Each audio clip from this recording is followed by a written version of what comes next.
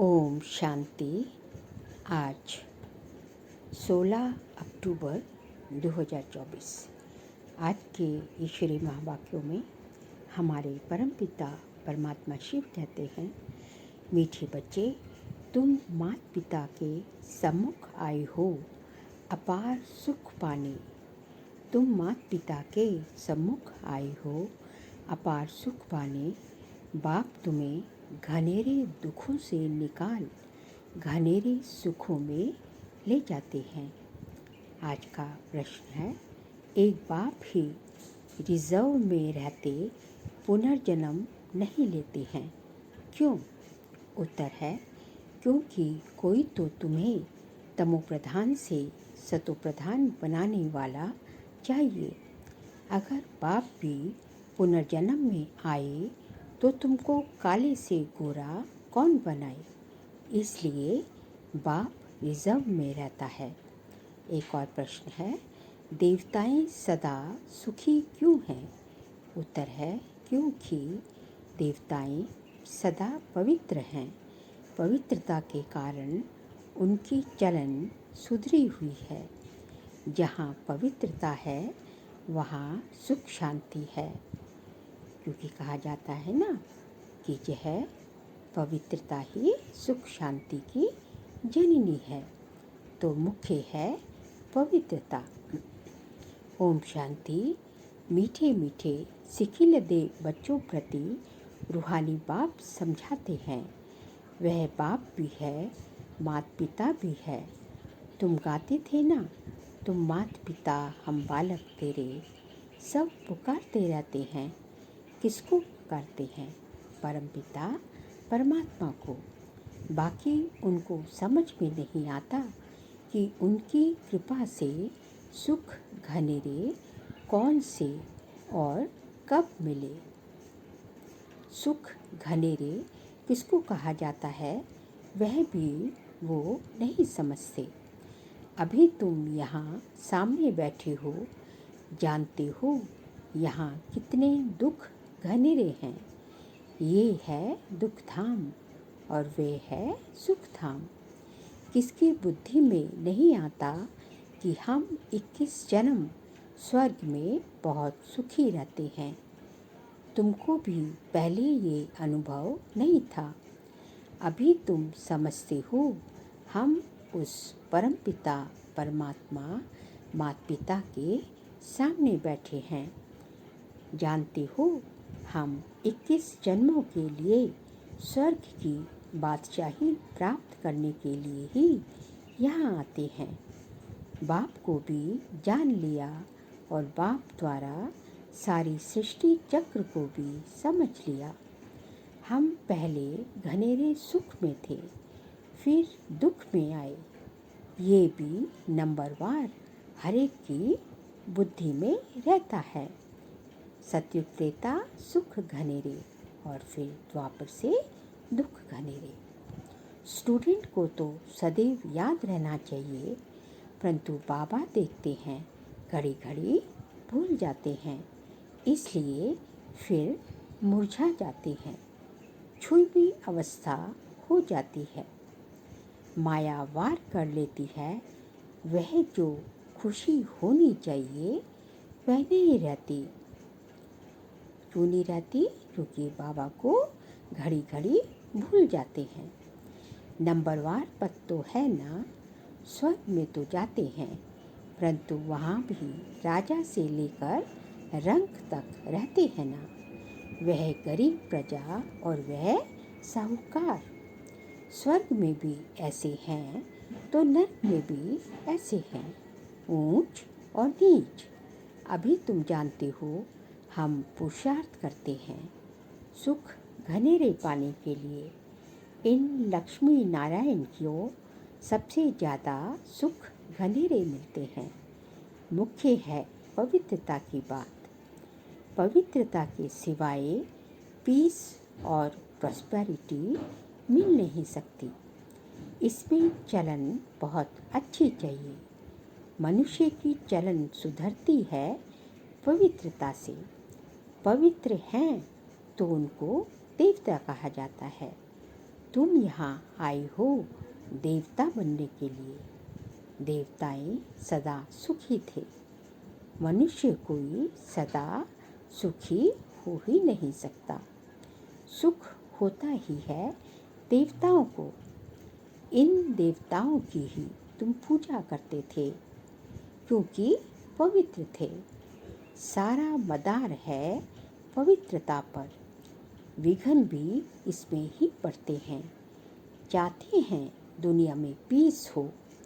बाबा कहते हैं सिवाय पवित्रता के शांति कभी हो न सके। पहली पहली मुख्य है ही पवित्रता की बात। पवित्रता से ही सुधरी हुई चलन होती है।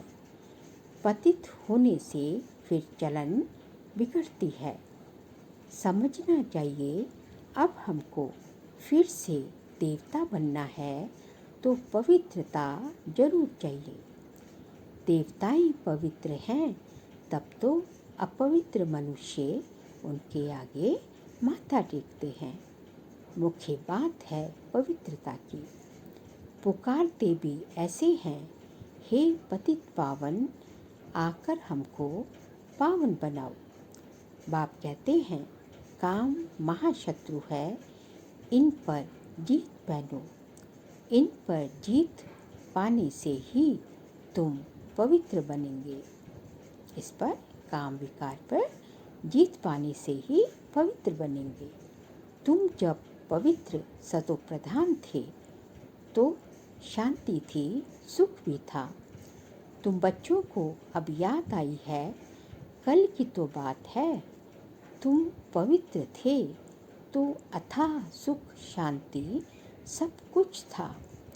अब फिर तुमको ये लक्ष्मी नारायण बनना है। इसमें पहली मुख्य बात है संपूर्ण निर्विकारी बनना। ये तो गायन है, ये है ज्ञान यज्ञ। इसमें विघ्न तो जरूर पड़ेंगे। पवित्रता के ऊपर कितना तंग करते हैं। आसुरी संप्रदाय और देवी संप्रदाय भी गाई हुई है। तुम्हारी बुद्धि में है सतयुग में ये देवता थे।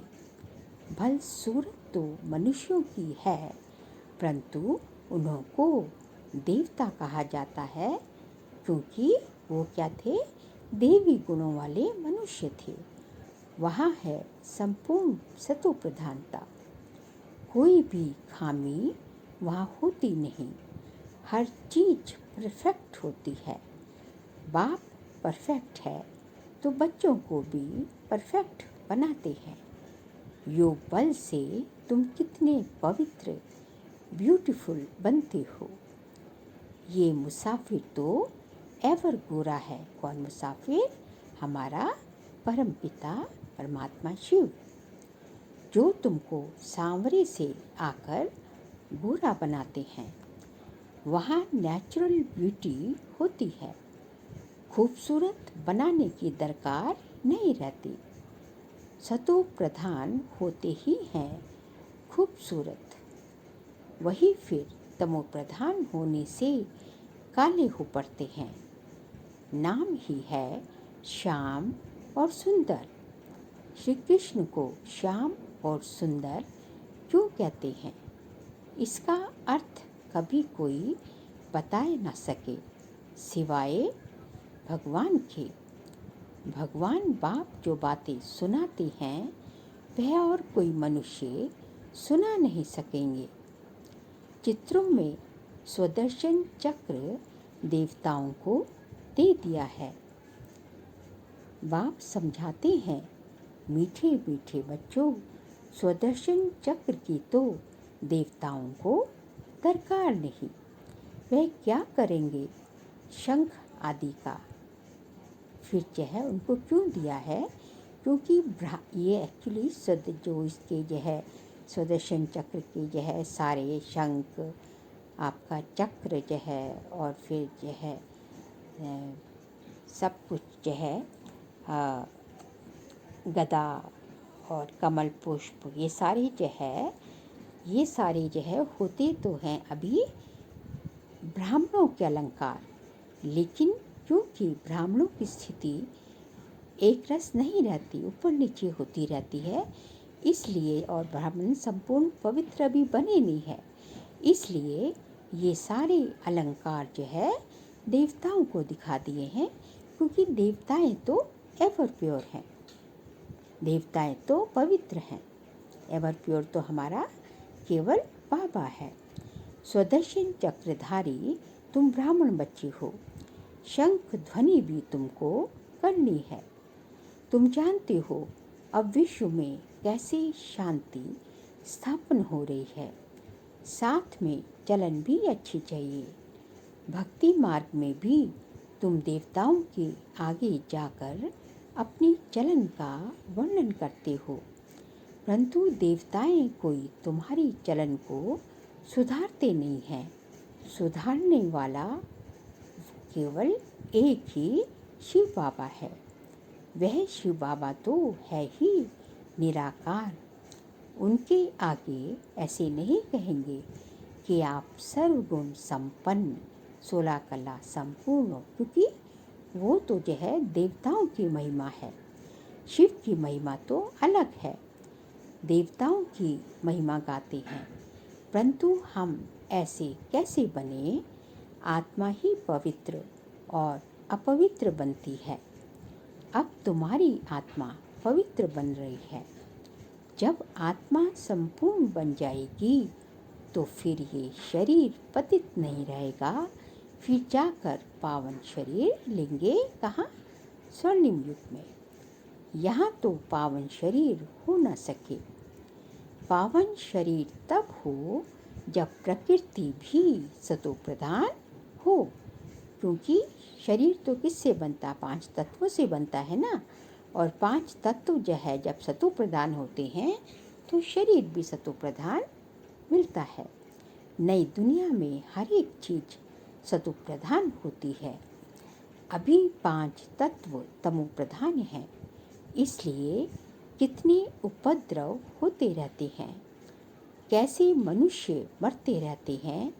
तीर्थ यात्रा पर जाते हैं, कोई एक्सीडेंट हुआ तो मर पड़ते हैं। जल पृथ्वी आदि कितना नुकसान करते हैं। ये सब तत्व तुमको मदद करते हैं। विनाश में अचानक बाढ़ आ जाती, तूफान लगते हैं, ये है नेचुरल आपदाएं। ये बॉम्ब्स आदि जो बनाते हैं, ये भी ड्रामा में नूंद है।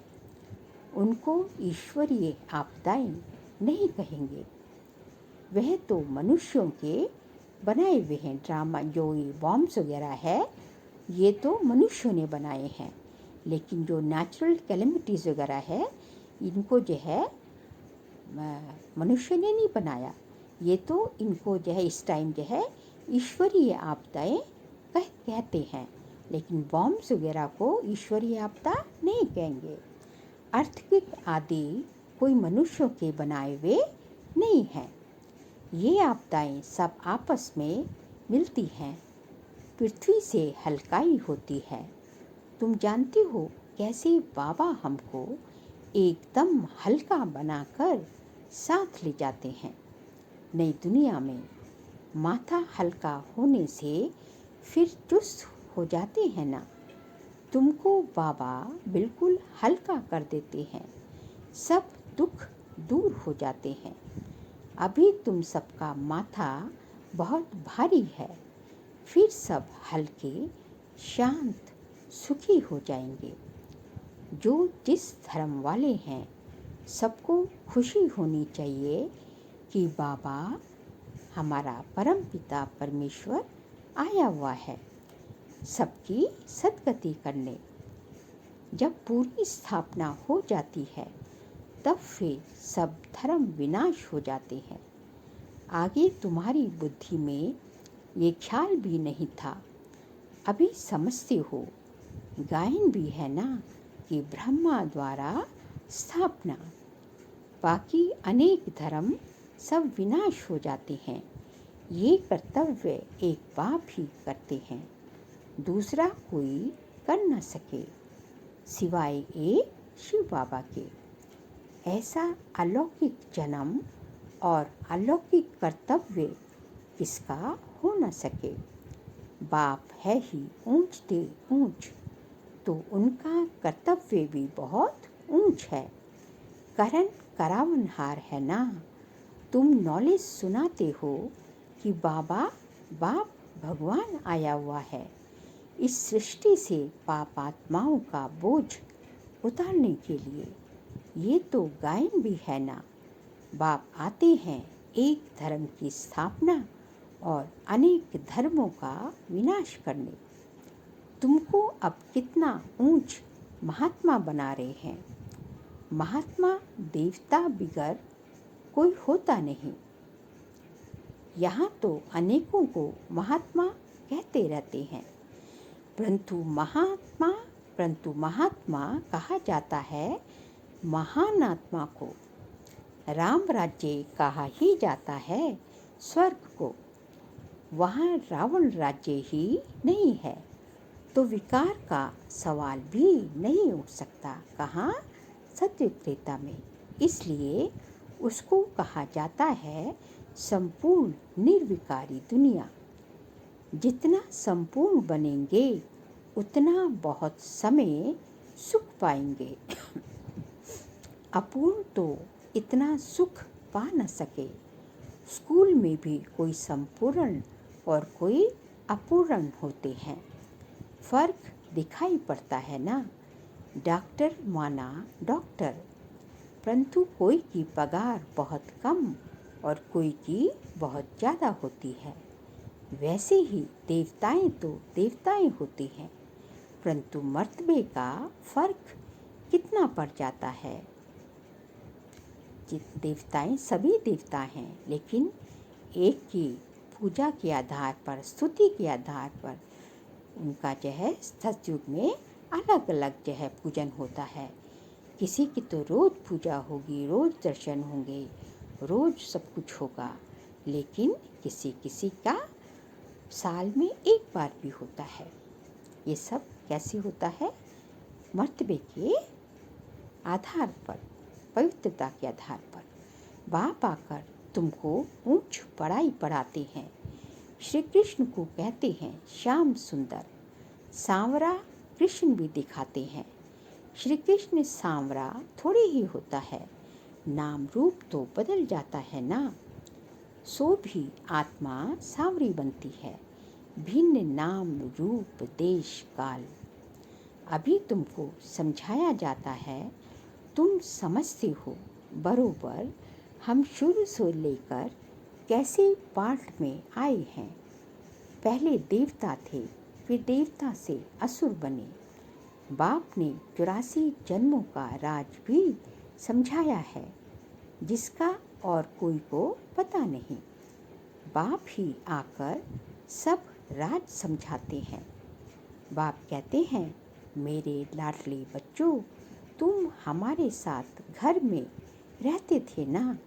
तुम भाई भाई थे ना। आत्मा के नाते तो भाई भाई हैं। सब आत्माएं थी, शरीर नहीं था। मूल वतन में कोई शरीर नहीं जाते, सारी आत्माएं होती। आत्माओं की दुनिया है वो। बाप था और तुम भाई भाई थे, और कोई संबंध नहीं था। बाप तो पुनर्जन्म में आते नहीं, वह तो ड्रामानुसार रिजर्व रहते हैं। उनका पाठ ही ऐसा है। तुमने कितना समय पुकारा है, वह भी बाप ने बताया है। ऐसे नहीं द्वापर से पुकारना शुरू किया है, नहीं, बहुत समय के बाद तुमने पुकारना शुरू किया है। तुमको तो बाप सुखी बनाते हैं, अर्थात सुख का वर्षा बाप दे रहे हैं। तुम भी कहते हो, बाबा हम आपके पास कल्प कल्प अनेक बार आए हैं। ये चक्र चलता ही रहता है। हर 5000 वर्ष के बाद बाबा आपसे मिलते हैं और ये वर्षा पाते हैं। जो भी सब देहधारी हैं, सब स्टूडेंट है। पढ़ाने वाला है विदेही। ये उनकी देह नहीं है, खुद विदेही है। यहाँ आकर देह धारण करते हैं, ब्रह्मा बाबा का शरीर लेते हैं लोन पे। देह बिगड़ बच्चों को पढ़ाएं कैसे? सभी रूहों का वह बाप है। भक्ति मार्ग में सब उनको पुकारते हैं। बरों पर रुद्र माला सिमरते हैं। शिव की माला है ना रुद्र माला। ऊपर में है फूल और युगल मेरू मम्मा बाबा। वह तो एक जैसे ही हैं। फूल को क्यों नमस्कार करते हैं? कि वो हमारा प्यारा बाबा है। ये भी अभी तुमको पता पड़ा है कि माला किसकी फेरते हैं? देवताओं की माला फेरते हैं या तुम्हारी माला फेरते हैं? माला देवताओं की है या तुम्हारी है? देवताओं की नहीं कहेंगे, ये ब्राह्मण ही हैं जिनको बाप बैठ पढ़ाते हैं। ब्राह्मण से फिर तुम देवता बन जाते हो। अभी पढ़ते हो, फिर वहाँ जाकर देवता पद पाते हो। माला तुम ब्राह्मणों की है, जो तुम बाप द्वारा पढ़कर मेहनत कर फिर देवता बन जाते हो। बलिहारी पढ़ाने वाले की है। बलिहारी किसकी हुई? फिर भगवान की हुई। बाप ने बच्चों की कितनी सेवा की है। वहाँ तो कोई बाप को याद भी नहीं करता। कहाँ? सत्युग त्रेता में। भक्ति मार्ग में तुम माला फेरते थे। अभी वह फूल आकर तुमको भी फूल बनाते हैं, अर्थात अपनी माला का दाना बनाते हैं। तुम गुलगुल बनते हो ना। आत्मा का ज्ञान भी अभी तुमको मिलता है। सारी सृष्टि के आदि मध्य अंत का ज्ञान तुम्हारी बुद्धि में है। तुम्हारी ही महिमा है। तुम ब्राह्मण बैठ आप समान ब्राह्मण बनाकर फिर स्वर्गवासी देवी देवता बनाते हो। देवताएं स्वर्ग में रहते हैं। तुम जब देवता बन जाते हो, वहाँ तुमको पास्ट प्रेजेंट फ्यूचर की नॉलेज नहीं होगी। अभी तुम ब्राह्मण बच्चों को ही पास्ट प्रेजेंट फ्यूचर का ज्ञान मिलता है और कोई को भी ज्ञान नहीं मिलता। तुम बहुत बहुत भाग्यशाली हो, परंतु माया फिर भुला देती है। तुमको कोई यह बाबा नहीं पढ़ाते, ब्रह्मा बाबा नहीं पढ़ाते हैं। वह तो मनुष्य है, ये भी पढ़ रहे हैं। ये तो सबसे लास्ट में था। सबसे नंबर 1 पतित वही, फिर नंबर 1 पावन भी वही बनते हैं। कितना सुखी होते हैं। एम ऑब्जेक्ट सामने खड़ी है। बाप तुमको कितना ऊंच बनाते हैं। आयुष्मान भव, पुत्रवान भव, ये भी ड्रामा में नूंद है। बाप कहते हैं, मैं अगर आशीर्वाद दूं फिर तो सबको देता रहूं। मैं तो तुम बच्चों को पढ़ाने आता हूँ। पढ़ाई से ही तुम्हें सब आशीर्वादें मिल जाती हैं। बाबा की आशीर्वाद क्या है? बाबा की श्रीमत। अच्छा, मीठे मीठे सिकिल दे बच्चों प्रति माता पिता बाप दादा का याद प्यार और गुड मॉर्निंग। रूहानी बाप की रूहानी बच्चों को नमस्ते। हम रूहानी बच्चों की रूहानी बाप दादा को नमस्ते नमस्ते नमस्ते। सार के लिए पॉइंट है, जैसे बाप परफेक्ट है ऐसे स्वयं को परफेक्ट बनाना है। पवित्रता को धारण कर अपनी चलन सुधारनी है। सच्चे सुख शांति का अनुभव करना है। सेकंड पॉइंट, सृष्टि के आदि मध्य अंत का ज्ञान बुद्धि में रख ब्राह्मण सो देवता बनाने की सेवा करनी है। अपने ऊंचे भाग्य को कभी भूलना नहीं है। आज का बाबा का वरदान है, धारणा स्वरूप द्वारा सेवा करके खुशी का प्रत्यक्ष फल प्राप्त करने वाले सच्चे सेवाधारी भव।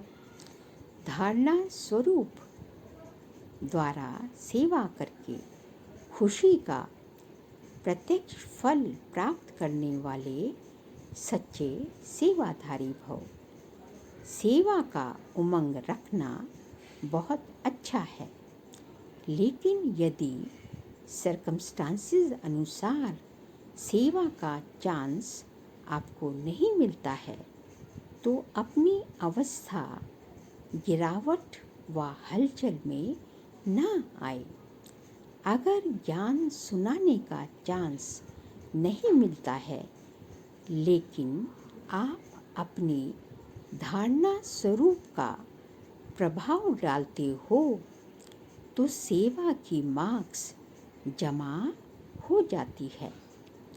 धारणा स्वरूप बच्चे ही सच्चे सेवाधारी हैं। उन्हें सर्व की दुआएं और सेवा के रिटर्न में प्रत्यक्ष फल खुशी की अनुभूति होती है। इनको धारणा स्वरूप बच्चों को।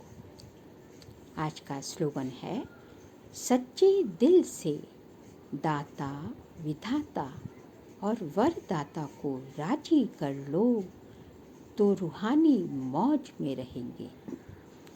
सच्चे दिल से दाता विधाता और वरदाता को राजी कर लो तो रूहानी मौज में रहेंगे।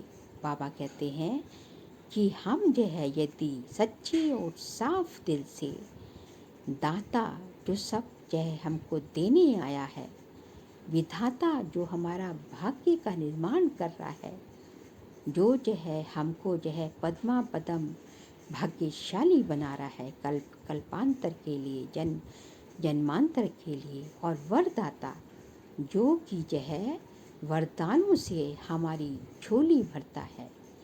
इन सब को जो है तीनों एक ही हैं, हमारा प्यारा बाबा। यदि दाता के रूप में भी, विधाता के रूप में भी और वरदाता के रूप में भी हम जो है बाबा को राजी कर लें तो क्या होगा, तो हमेशा हमारी रूहानी मौज रहेगी, रोज हमारा उत्सव रहेगा, क्योंकि हम उमंग उत्साह में हैं। तो जो है रोज ही हमारी रूहानी मौज है और हम जो है हमेशा खुश रहेंगे। अच्छा, ओम